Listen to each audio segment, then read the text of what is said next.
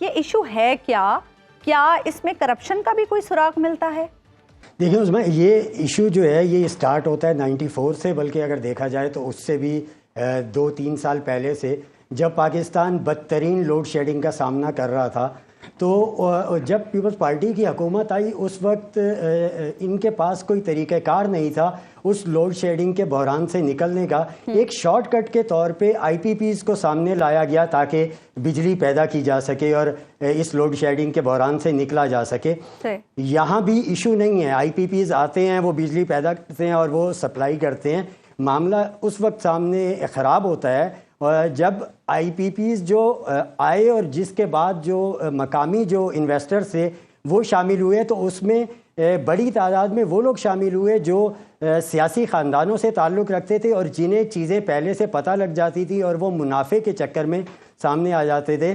جو 1994 میں 8 آئی P Ps آئی تھیں، ان میں سے 6 آئی پی پیز جو ہیں وہ سیاسی خاندانوں سے تعلق رکھتی تھیں. اس کے بعد ایک پاور پالیسی کا اعلان کیا گیا جو 94 میں آئی. اس میں اتنی زیادہ سہولیات دی گئیں کہ جو اس حوالے سے دستاویزات سامنے آئی ہیں ان کو جب پڑھتے ہیں اور ان کے اوپر جو تھیسس سامنے آئے اور جو ریسرچ سامنے آئی، اس سے پتہ چلتا ہے کہ وہ دنیا میں اس نے سرمایہ کاروں کو حیران کر دیا تھا کہ اتنی زیادہ جو پروفٹ ریشو ہے وہ کیسے کوئی ملک دے سکتا ہے، لیکن وہ اس وقت دی گئی پیپلز پارٹی.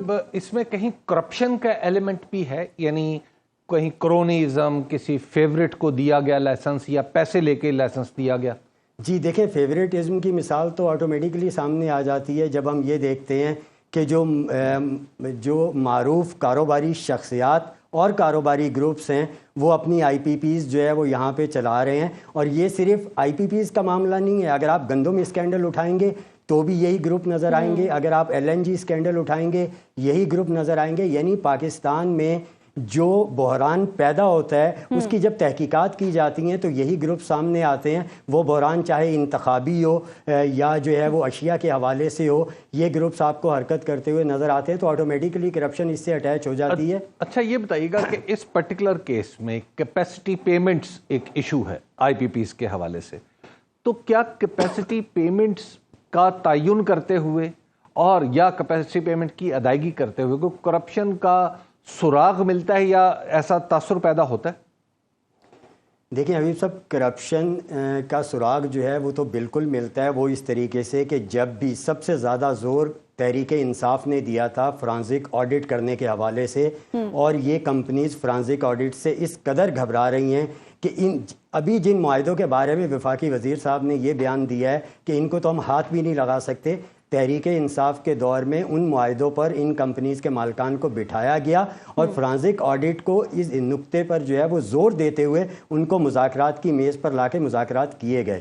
تو یہ تو یعنی فرانزک آڈٹ کا مطلب یہ ہے کہ ہم 10-20 سال پیچھے جائیں گے اور دیکھیں گے کہ آپ نے جو مشین تھی وہ کتنے کی خریدی لیکن ہمیں کتنے کی بتائی. لیکن اس کی ایک مثال جو ہے آپ صرف یوں لے لیں کہ جو اس کا کوئلے کا جو ریٹ گورنمنٹ کو دیا گیا اور گورنمنٹ سے پیمنٹ لی گئی وہ $300 تھا، جبکہ اس وقت جو ہے وہ کوئلہ $100 سے بھی کم میں مل رہا تھا. یہی پوزیشن ایندھن کی ہے جو درآمد کیا جاتا ہے، اور یہی باقی معاملات بھی جو ہے وہ کچھ اسی نوعیت کے ہیں. اور اس کے علاوہ جو حکومت کو ریٹس یعنی اوور بلنگ ایک الگ ایشو ہے. پھر جو حکومت کو ریٹس بتائے جاتے ہیں، جو پلانٹ کی ٹوٹل کاسٹ بتائی جاتی ہے، وہ بھی جو ہے وہ ایک مطلب آپ یہ سمجھیں کہ زیادہ بتائی جاتی ہے، اس سے وصول کر لیا جاتا ہے گورنمنٹ سے. اور جو منافع یعنی وہ جو ریٹرن آن انویسٹمنٹ ہے، ٹھیک ہے، یعنی اگر میں نے $10 لگائے بجلی میں تو حکومت مجھے اس پہ کتنا ریٹرن انشور کرے گی. تو یہ سلسلہ ہوتا ہے بعض جگہ. اچھا، اب جیسے جو سوئی ناردرن گیس ہے اس کے بارے میں اگر جیسے نمبرز ہیں کہ وہاں پہ سوئی ناردرن گیس جتنی بھی پائپ لائن بچھائے گی اس کو 18% اس کا جو ریٹرن آن انویسٹمنٹ ہے اس کو ملے گا. تو اس طرح کا معاہدہ ظاہر ہے یہاں پہ بھی ہوا ہوگا. تو اس کا مطلب ہے کہ اگر مشین $1 کروڑ کی آئی تو بتائی گئی $2 کروڑ کی، تاکہ مجھے انویسٹمنٹ کا ریٹرن زیادہ ملے. یہ بھی ہوا کہیں؟ جی بالکل اس طرح کی چیزیں ہی سامنے آئی ہیں جس کے بعد یہ فرانزک آڈٹ پہ زور دیا جا رہا ہے.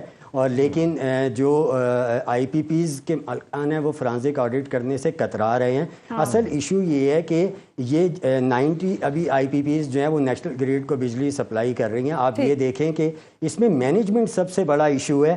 یعنی ہماری جو سپلائی لائن ہے, جو ہماری ٹرانسمیشن ہے, وہ صرف 22,000 اور جو ہے وہ برداشت کر سکتی ہے, میگا واٹ جو ہے برداشت کر سکتی ہے, یعنی سپلائی کر سکتی ہے. اور ہم 46,000 صلاحیت رکھتے ہیں. اور اس کے علاوہ جو ہے وہ ہم یہ کہتے ہیں کہ 27 سے 28,000 جو ہے وہ ہماری ڈیمانڈ ہے. یعنی آپ 46,000 کی صلاحیت رکھتے ہیں, اس کے کیپیسٹی چارجز دے رہے ہیں, لیکن آپ کے پاس صلاحیت ٹرانسمیشن کی جو ہے وہ صرف 22,000 ہے. آپ مینجمنٹ کے حوالے سے مکمل طور پہ فیل ہو چکے ہیں. ہماری یہ جو پارٹیز ہیں یہ دعویٰ کرتی ہیں ہم پاور پلانٹس لگائیں گے. کسی کو آپ نے کبھی یہ دعویٰ کرتے ہوئے دیکھا ہے کہ ہم ٹرانسمیشن کا نظام بہتر کریں گے؟ یعنی اس معاملے میں بھی ہماری نااہلی کھل کر سامنے آ رہی ہے.